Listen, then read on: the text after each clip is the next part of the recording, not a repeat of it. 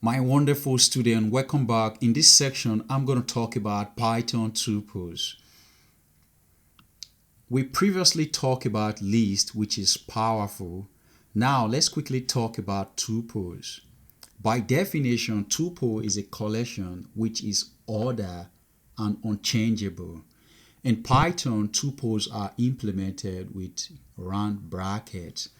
So to implement a tuple is really simple. All you need to do is to specify your variable, the tuple variable name, in this case fruit, and followed by the round bracket. So now Sherry, banana, and apple. These are items. So we can print this tuple of fruits. And we have this. When we check the type, you'll find out the type of fruit is tuples. Tuples. Perfect. So how can you access tuple item? So we access tuple item by referring to the index number inside square bracket. Let's print the second item in the fruit tuple. So this is our fruit tuple. So let's print the second item in this fruit tuple. So to do that, print the name of our tuple, which is fruit,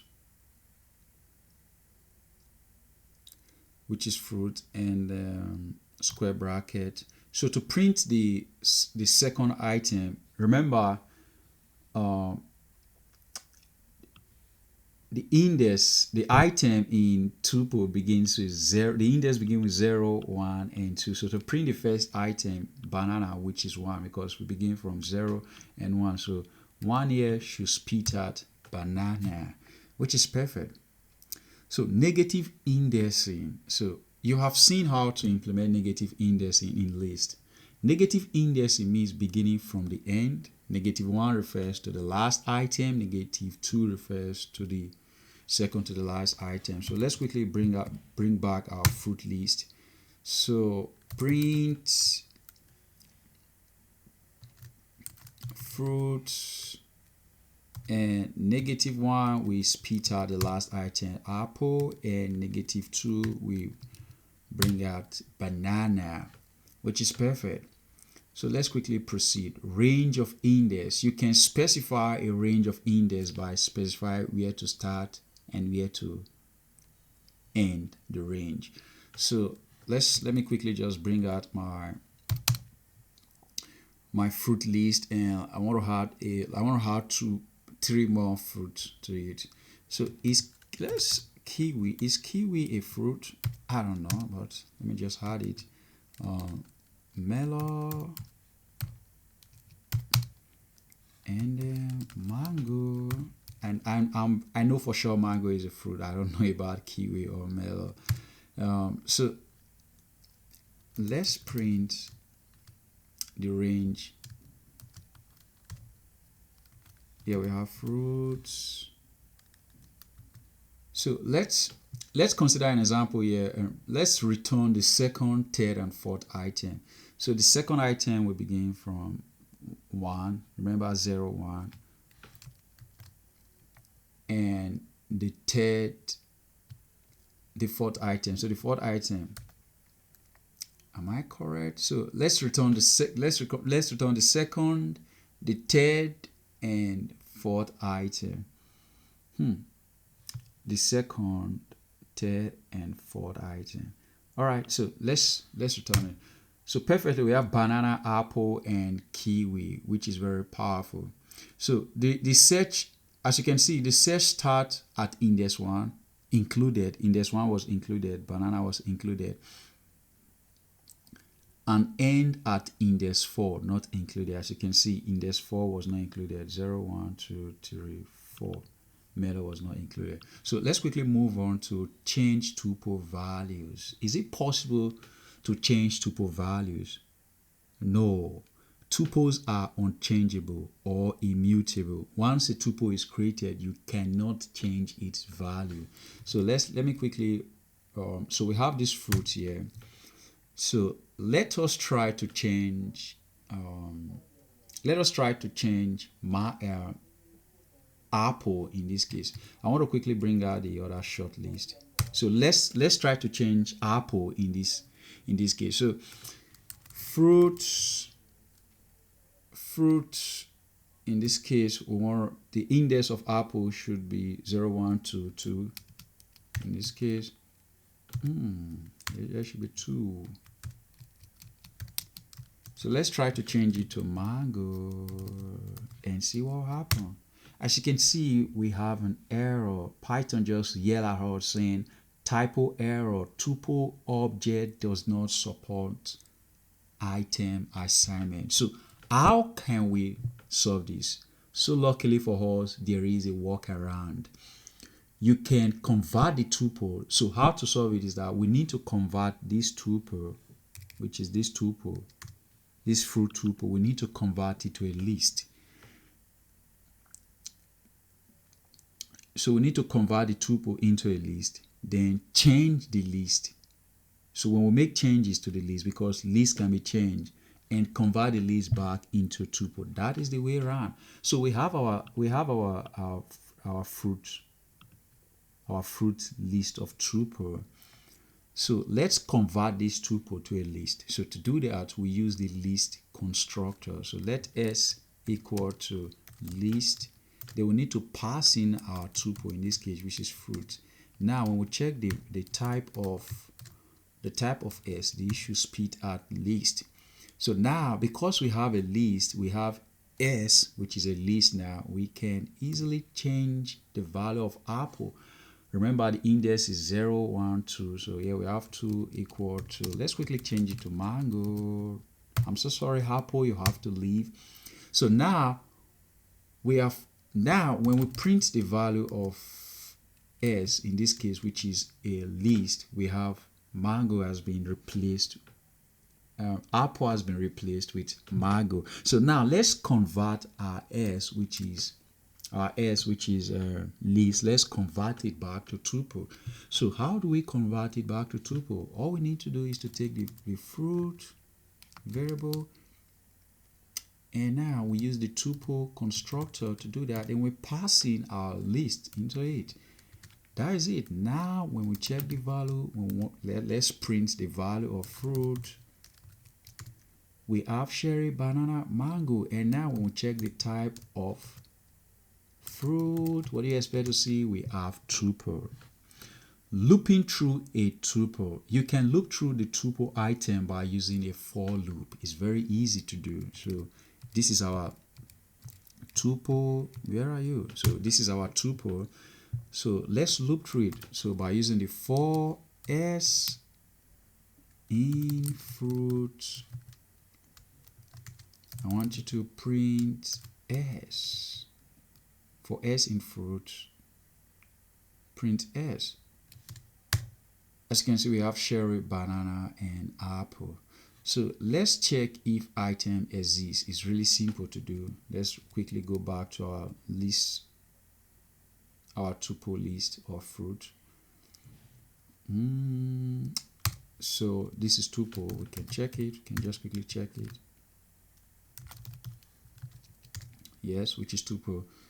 And so let's check if an item exists. So if apple in fruit, print yes.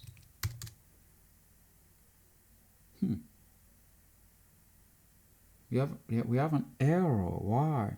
Syntax invalid syntax in fruits. Yeah. Yes, we have an error. So it expect double quote here. Yes, as you can see, there's apple in it. So let's supposing we want to print a value that is not in our tuple. In this case, kiwi. What do you expect?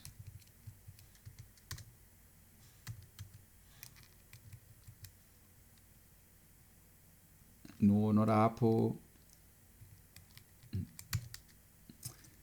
So let me quickly return back to the fruit list. So if kiwi in fruit print yes, and as you know, there is no kiwi in our fruit list of tuple. So as you can see, nothing happened. So supposing there's a kiwi, we would have received yes. All right, so let's quickly proceed though. So tuple length, to determine how many items a tuple has, use the length method. So let's quickly go back to our list of tuple, which is this. So let's check the length. Print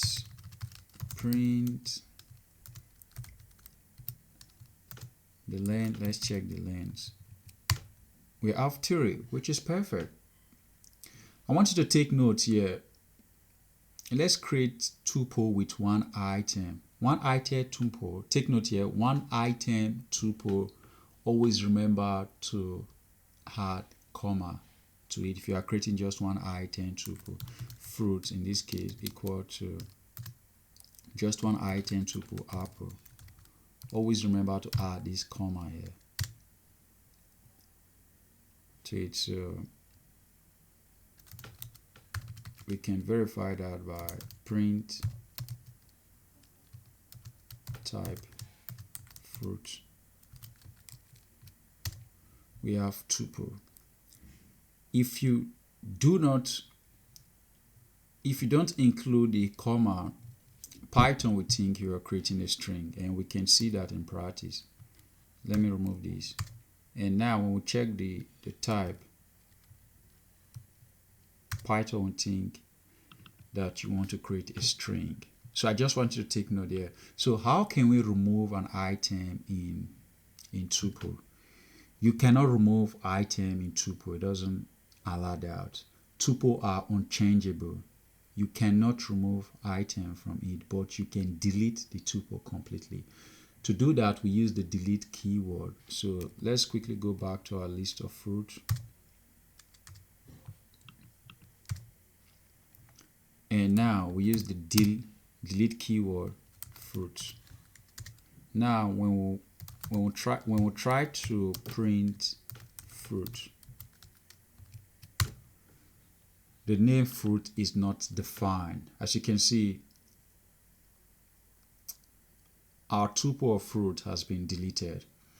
So is it possible to join two tuple? Yes. To join two or more tuple, you can use the plus operator. Let's say we have tuple 1 equal to a wow, what am I doing to create tuple?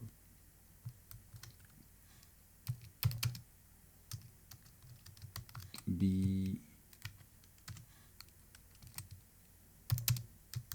C, and we have tuple 2 equal to 1 2 3 4. So let's join tuple 1 and tuple 2 to tuple 3. So to do that, we use the plus operator. Tuple 1 plus tuple 2. When we print tuple 3, we have the combination of what?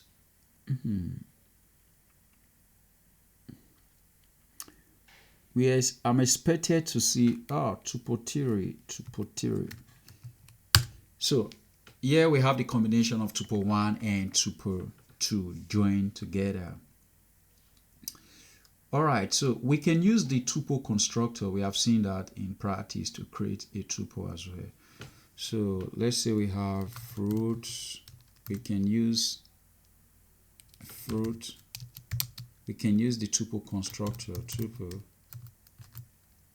Always remember the double round bracket when using the tuple constructor. So apple comma mango print fruit. We have these. Wow, so tuple method. Luckily for us, Python has two built-in methods that you can use on tuple. So the two of them is, the first one is count method, and the second one is index method. So the count method returns the number of items. The count method return the number of times a specified value occur in tuple. Let's say we have numbers equal to 1, 3, 7, 8, 8, 7, 5, 4, 6, 8, 5. Let's say we have this. Now let's create a variable of s, then we call our tuple, which is number dot count as the method 5. So how many times does 5 occurs in our number tuple? It occurs 1, 2. So we expected to see when we print the value of s, in this case we have 2. Perfect. So the index method searches the tuple for a specified value and return the position of where it was found. So to search for a value and return its position, we use the index to do that. So let's quickly go back to our number tuple. So s equal to numbers dot index 8. So print 8. Print s. What do we have? We have 3. It begins from here 0, 1, 2, 3. As you can see, it shows the position of the first occurrence of whatever number that you specify here. So thank you very much for watching, and see you in the next section. Bye.